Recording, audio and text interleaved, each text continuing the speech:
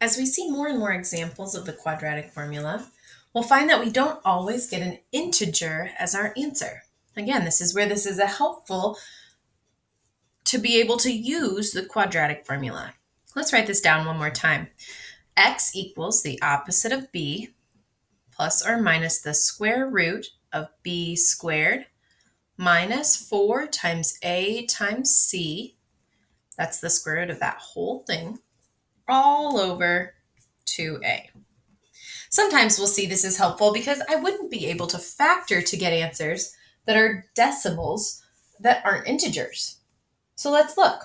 An example would be, and this is example 2, 2x squared plus 4x minus 7 equals 0.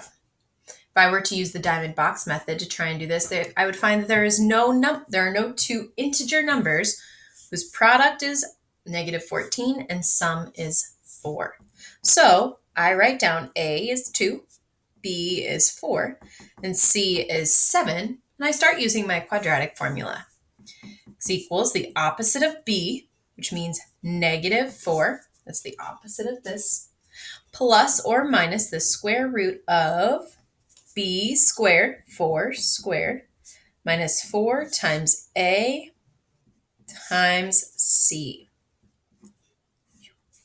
all over 2 times a, in this case 2. Again, I have this minus and a negative, so that's going to be positive. X equals negative 4 plus or minus the square root of 16 minus the negative plus 56. That's 4 times 2 is 8 times 7 is 56, all over 4. X equals, I keep simplifying, negative 4 plus or minus the square root of, I add together 16 plus 56. I just want to check that in my calculator, is 72 all divided by 4. And I can already see, I know some of my perfect squares. So 49 is the square of 7 squared. 8 squared is 64. 9 squared is 81. And this is not one of those perfect squares. So at this point, when I have the square root of 72, I can take out my calculator and ask, what is the square root of 72? Well, it's a long decimal. And so we're going to use that. We're going to round this depending on the problem. In this case, to the nearest, we'll go to the nearest hundredth and say this is negative 4 plus or minus 8.49 divided by 4. It's not exact. We'll have to round at this point. And then I split this into 2. X equals negative 4 plus 8.49 divided by 4. And x equals negative 4 minus 8.49, all divided by 4.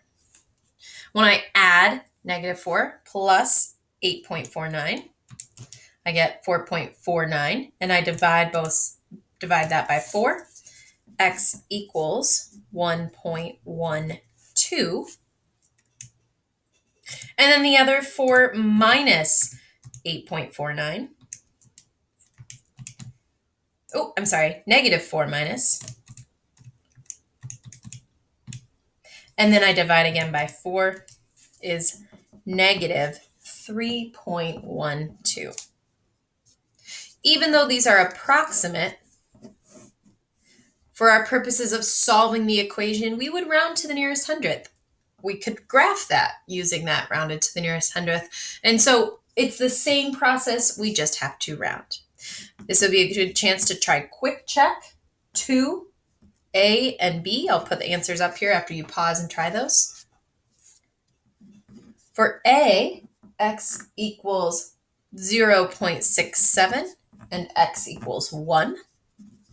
And for B, if you need to pause and try that, x equals 1.22 and x equals negative 0.94. Alrighty, one more thing. We're going to use this to apply real world problems in our next video.